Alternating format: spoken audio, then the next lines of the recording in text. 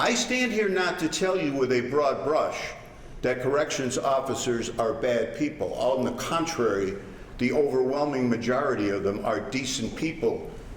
Robert arrives at Marcy Correctional Facility at about 9:07 p.m. 9:07 p.m. And a half hour later, he's dead. And these three defendants, each in their own way, the proof will show, were intimately involved with these acts. They no longer were corrections officers, they were a gang. Having done this line of work for some time, let me suggest that what's in your mind right now is, surely, Mr. Fitzpatrick, there's more to this. You're leaving something out. He must have spit at the officers. He must have degraded them in some way, insulted their manhood. The truth, the sickening, gut-wrenching truth that you're about to experience is that he didn't do a damn thing. It's pretty simple.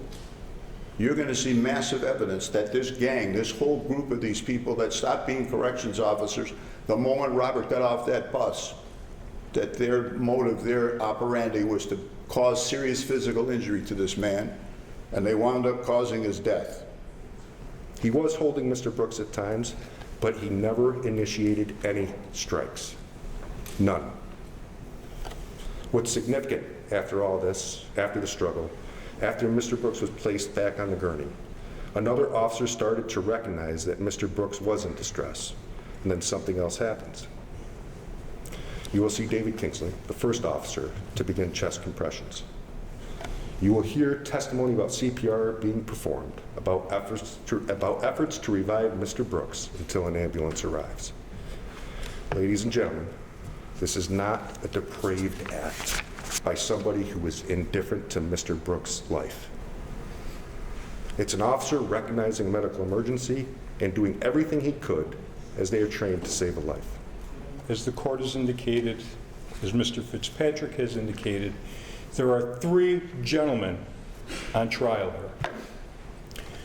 When each and every piece of evidence is submitted to you, I ask you to ask yourselves,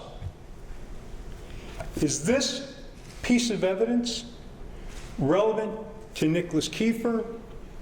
Is it relevant to David Kingsley? Or is it relevant to Mr. Galliher? Nicholas Kieffer then went and applied the minimum amount of pepper spray to gain compliance. Nicholas Kieffer did not touch Mr.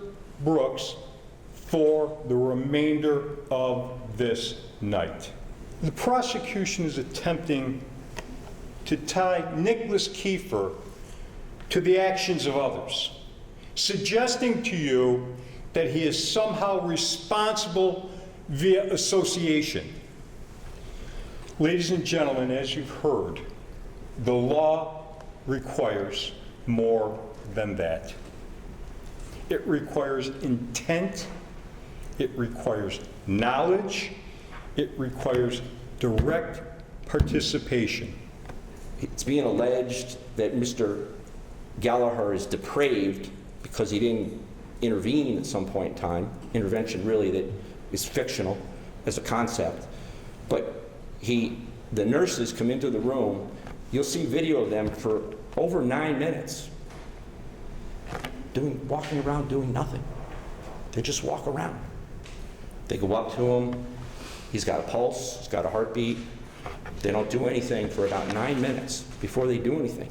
Matt Galliher's not in charge of the medical at that point in time. He's in the room, but he's not in charge of the medical. No. I'll ask you to find Mathew Galliher not guilty on all the charges.